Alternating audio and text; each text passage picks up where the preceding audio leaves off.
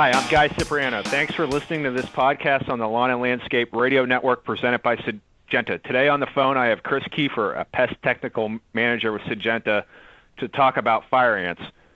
Chris, thanks for joining us today. Glad to be here. Thanks. First thing, when and where are fire ants most common? Well, the red imported fire ants is obviously a major agricultural and urban pest, and it's native to South America, but it was first reported in the United States in Mobile, Alabama around 1918, and since then it has spread to infest more than 250 million plus acres, primarily in the southeastern United States, from Florida over to Texas, including the Carolinas, Tennessee, and then even into southern New Mexico, Arizona, and California. And fire ants, they like manicured lawns just like us, especially if they're irrigated, because it's easier for the ants to manipulate that soil and to build their mounds. And in those nice manicured, irrigated lawns, there's also that offers harborage, and there's lots of potential food sources for fire ants. Fire ants, red imported fire ant colonies, just generally speaking, are made up of several individuals, including the winged males, reproductives, worker ants, and then the brood, which is the eggs, larvae, and pupae. And these ants will typically swarm in the fall or spring after a rain event, and that is their swarm, if you will, and that's their mating flight when they're beginning a new colony. What are some signs that an issue might be looming? Well, I have a swimming pool at my house, and the signs to me are when it rains and then I have swarmers landing in my swimming pool. That tells me that there's probably some fire ant mounds nearby. If you see trailing ants, they like to follow edges, so like sidewalks or even the perimeter of the house, or sometimes they'll mound up next to trees, or some of the common places you'll see fire ants outside. What types of treatments can LCOs use, and what is the best process for an application? Yeah, so there's several different pesticide formulations that LCOs can use to gain control of red imported fire ant populations. There's lots of dusts, granules, granule baits, and liquid treatments, which all have been used in the past and have had some degree of success in controlling red imported fire ants. I guess when you're challenged with the task of controlling these ants on turf, it would be recommended that you utilize a proven granular fire ant bait, such as Advion fire ant bait. The active ingredient in Advion is indoxacarb, which is a member of the oxadiazine class of insecticides, and it acts on the insect by inhibiting sodium ion entry into nerve cells, which will result in paralysis and eventual death of the target pest. When applying Advion fire ant bait, it's best applied in a mechanical spreader, and the rates on the label are 0.5 ounces per 1,000 square feet or 1.5 pounds per acre. And in some cases, if you have a heavy infestation, it may be necessary to use a liquid treatment directly on the mounds themselves, and then spread that bait out throughout the rest of the turf area. One important thing to remember when putting out baits is to make sure that your equipment is properly calibrated and that you wear the appropriate personal protective equipment as stated on the label for each product that you're applying. What does an LCO need to know about fire ants if he or she would like to add that as a service? What are some basic things that need to be known? Okay. I would say the most important things to know if they want to sell this as a service are to know how to identify the ants. They're typically reddish-brown in color. They have their pedicel, or waist, if you will, has 2 segments.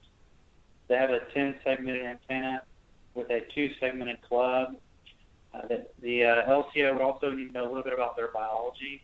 Red imported fire ants have complete metamorphosis, meaning that they have the following life stages of egg, larva, pupa, and adult. And then know the labels for the products that you're going to utilize. Communicate with the client the treatment protocol and the expectations of the treatments. And then baits generally you would want to apply in the morning or evening. This is when ants are foraging for food resources, and they'll pick up more bait than not. And the best time to treat for red imported fire ants is before the colonies become super active and well established in the turf. And typically this is in the fall or the spring, and that will vary by region of the country. And you want to get out that bait application to prevent the ants from building their numbers. And after that initial application, you can do subsequent treatments if needed in the spring and summer to continue to suppress the populations. What are some problems that can arise if a fire ant colony or issue is lingering for too long? Oh, well, you can get huge colonies. These colonies can have, over 500,000 individuals. And if you get a large, colony in a small area or on a lawn, and then it starts to spread, they can quickly spread from yard to yard, and then they'll start utilizing all their resources that are available within the exterior of a house or structure in the yard. And then they'll start to move on the inside of the house, looking for resources, whether that be food, harbors, or water. And that's where you have these human fire ant interactions where things can become dangerous. What is the value of bait treatment versus curative spray application? Which one might be the best approach, or do you recommend using a combination of the two? Yeah, so a bait treatment is typically used on a maintenance basis, and it can cover large areas at a relatively low cost and takes little time. On an initial service, as mentioned earlier, it may be necessary to utilize a liquid spray application in conjunction with a bait treatment. Bait treatments are designed to eliminate the colony by using the ants' social behavior against themselves, if you will. This is where you put out the bait, the forager comes out, and they pick up the bait and deliver it to the colony and disperse the bait throughout the colony, including to the queens and other reproductives, which in turn eliminates the colony.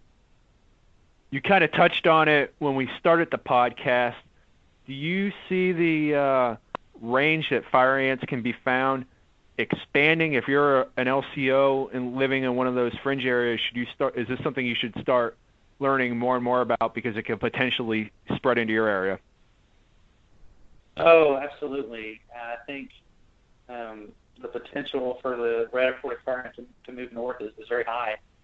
We as humans create little microenvironments where we have these nice manicured lawns, and we water them and create these perfect environments for fire ants to move further north than they already are. So if I were an LCO in one of those fringe regions, I would certainly be looking for fire ants on a regular basis, and even communicating with your academia folks at universities or your extension folks that are watching these ants as they move further north.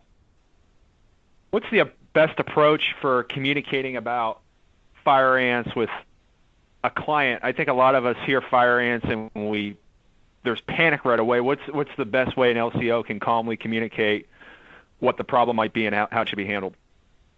Yeah, I think when you're going out and visiting with a client, you just have a real honest conversation with them. But in order to do that, you have to be very knowledgeable about the ant itself, its general biology, its ecology, behavior, and where the resources and habitats and water that it can utilize, and talk to the client about those things and what they can do to help reduce the likelihood of them getting fire ants on their property or in their structures. And then if they do need chemical treatment, share with them the labels and the SDS sheets, and just explain to them the treatment protocol, and also talk to them about the expectations of the treatment and what to expect. You mentioned academia is one place an LCO can go to learn more about fire ants. What are some other online resources that are easily accessible and out there for LCOs that want to learn more about them? Yeah, I think there's some good information on the United States Department of Agriculture website. You can also go to any, without speaking to someone at a university, you can go to university websites. The University of Georgia website, their entomology department, the entomology department at Texas A&M. The University of Florida has a great entomology website, and all of these websites have links to fire ant control, fire ant behavior, and ecology. Well, Chris, this was some wonderful information. Thanks for joining us, and have a good summer and have safe travels. Thank you so much. I really enjoyed this.